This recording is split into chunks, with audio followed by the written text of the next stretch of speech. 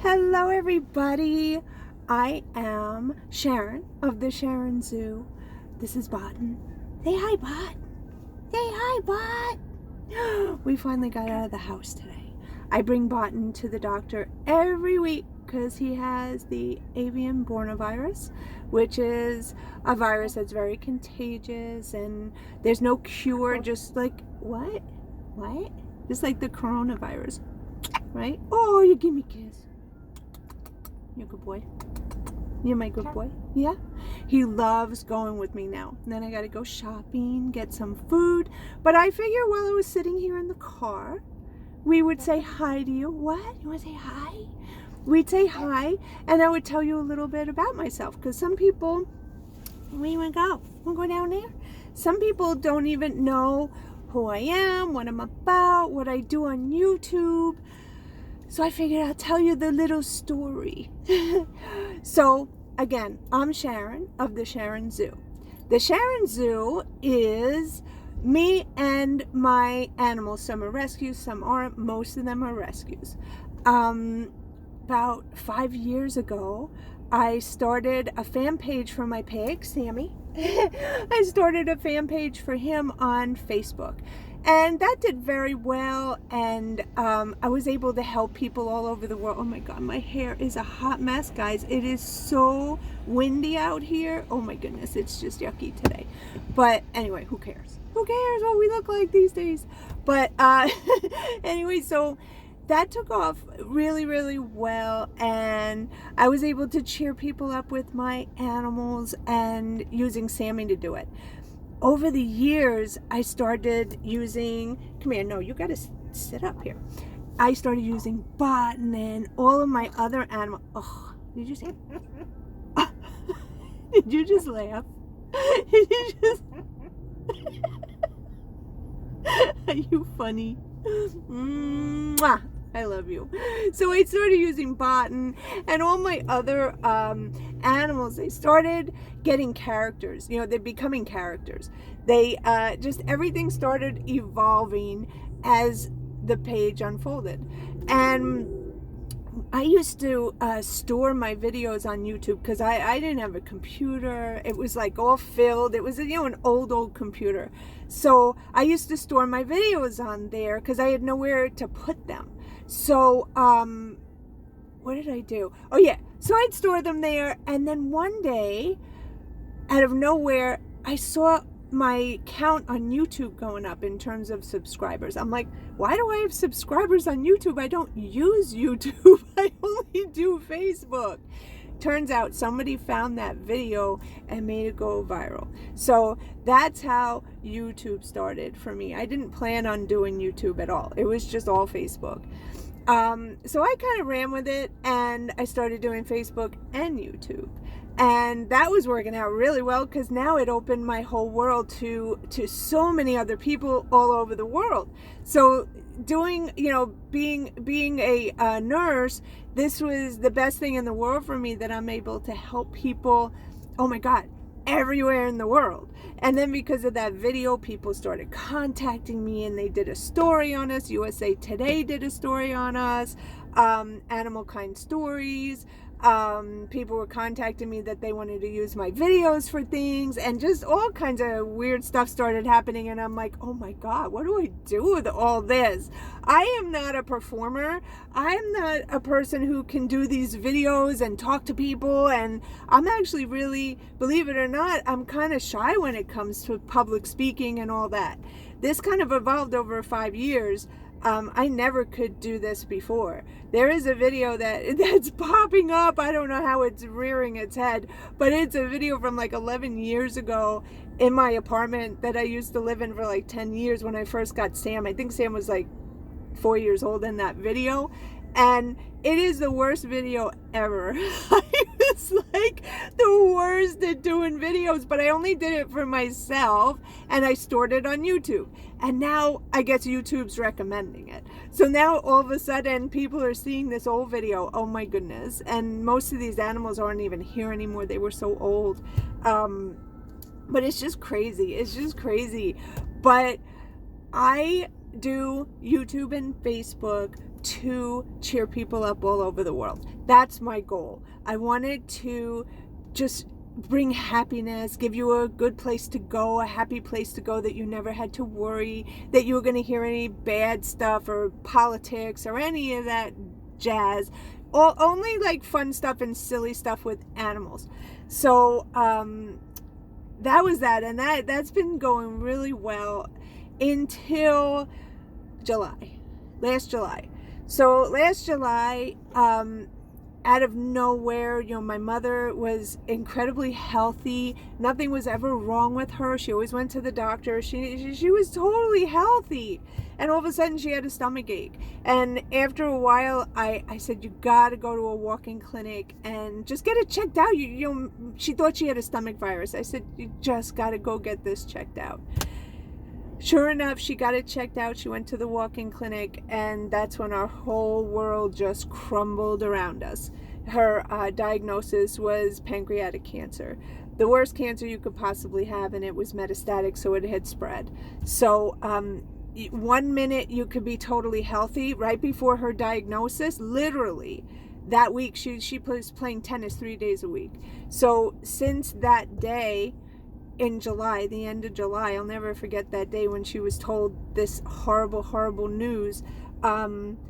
She's basically been in a recliner, just not the same. She's just waiting to get better. And it's just the worst thing in the world. And I'm her caretaker. And then in December, I'm telling you all this stuff so you know who I am and you know what's going on, because there's going to be a lot of new people that are like, what's going on? What is all this stuff? Because now it's all weird. Now it's just totally weird. So then in December, I had a job. I left the medical field. I used to work in private practice for over 35 years. I'm 55 years old now. So I started when I was like 20 years old, working in private practice. And I never worked in hospitals. I always wanted to go from specialty to specialty and just get as much education as I possibly could, which I did. And I was doing really, really well with that. But then I wanted to do something a little different, so I left private practice and I wound up having my own office doing medical exams for life insurance in a life insurance building, a very well-known life insurance building. I had my own office for about 4 years, maybe more, maybe 4.5 years, something like that. And in this past December, out of nowhere, with no warning, no nothing, Christmas time, they closed my location. And with no job offered to me after that. So they gave me a severance and that was it. Bye-bye. Thanks for all your work. You're out of work now. I was like, what? So now I got my mom. Now I lost my job. But at that time, I always told people when that happened to me, as devastated as I was, I always tell people everything happens for a reason. And never get upset when things happen like that, because if you don't know what the reason is then, you'll find out what that reason is eventually. The reason I got laid off was because my mother got really, really ill and she was in the hospital back and forth. And if I was working, I would have lost my job because I wouldn't have been able to go to work. I would have had to keep calling in and keep calling in. So everything happens for a reason. So again, please don't ever get upset when things happen, because you'll find out why it happened. There's a reason for everything. There's no coincidences. That's my feeling. What are you doing? What are you doing? Come here. You're scratching your nose. Come here. Step up. No, you're not getting scratches. They want to see you. Come here. They want to see you. Say hi. Say hi. Say hi. That's Barton. He's doing so good. Anyway, so that was that. So I lost my job. And, oh, look at this. I didn't paint this nail. If I'm using my hands and you see I didn't paint my nail, two nails. I gotta paint. I'm a mess. I'm just a hot mess these days. But anyway, so I'm babbling. I hope you don't mind. I hope you're enjoying this because it's just crazy. So I lost my job. Then I had to take care of my mother. So now, even if I wanted to work, I can't. because of the coronavirus. Number one, there's really no jobs to be had. And I really have to take care of my mother every single day. I'm out right now and I'm so excited. That's why I'm talking to you and I'm in such a good mood. Basically, I've been getting very depressed. Honestly, I've been getting very depressed. Got a lot of things going on in the house. Tensions are running incredibly high. I guess because of my mother's illness and, my dad's stuck in the house and just tensions are, well, I'll just leave it at that. Tensions are very, very high and very uncomfortable. So I basically just do what I have to do for my mom and I hide downstairs in the basement where I live. So I've been stuck in there and I don't have a window. So I've been like in this box for a week until I bring Botan to the doctor. So I am so excited to be out today. So I am really excited. This is my outing. So now I'm going to do my shopping. I had to bring him to the doctor and, just driving around, trying just to, get some air and light and just enjoy myself today. But basically that's what's been going on. And it's a lot. Plus Botan getting the avian coronavirus.